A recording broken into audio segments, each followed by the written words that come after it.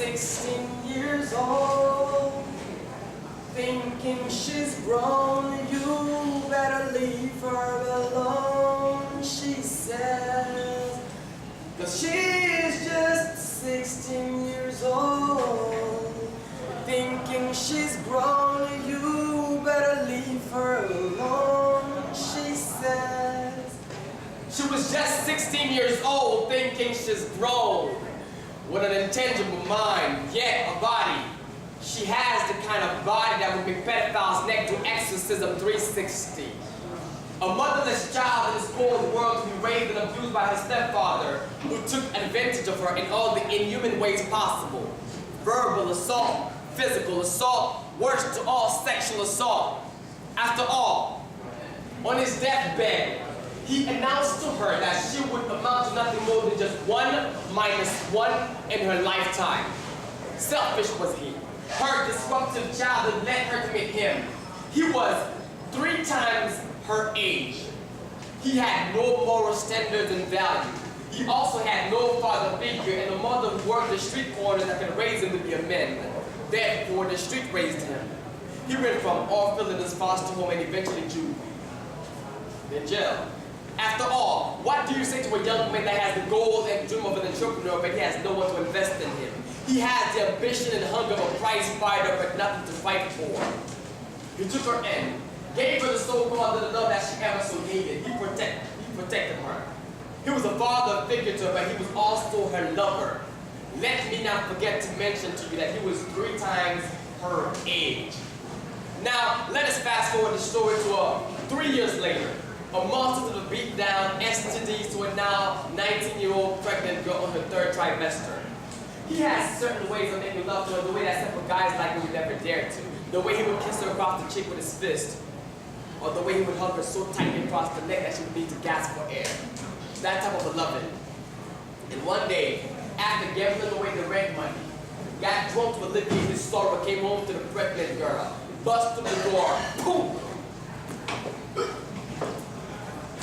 Where you at, bitch? Come here. And her, carrying the world burden within her stomach, she came. And she says, honey, please, don't hit me today. The baby has been kicking. It was a rough time at work, and he slaps her across the face just for responding to him. He tiptoed his drunken ass to the table, awaiting a home-cooked meal, but only dirty dishes and lotions. He came back for some more. His swing. He had a weird policy. Don't duck. Take it like a man. The irony. She's not a man, and not dating a woman. And for the very first time, she ducked. She grabbed his hand, and their eyesight met. Almost like lovers' eyesight meeting under the fool's moon list. And she asked him, what about how I feel? Bitch! Oh, fuck yeah, how you feel? Tears went down her cheek. What about what's best for me? I am all that is best for you. What about what I need? What about me? Before she can even get the next sentence out, he grabs her by the throat, lifts her up, and snaps her onto the concrete pavement. Pause. Wrap your imagination around this. The effect of gravity on the waterfall balloon. But what about a 3-year-old who is handling a glass bottle of ketchup? Stomach meet concrete. Concrete meets stomach. That is exactly how she landed. Stomach first. Internal organ gushing from a private, blood from mouth, nose, and ear. His adrenaline is kicking. Knows nothing else, and he rushed away, leaving her on the floor. Her body lays on the concrete pavement, seconds of the minutes of the hours to the eventual next day. A little friend came and licked her clean so she wouldn't suffocate and eventually drown into her own. The cat that was.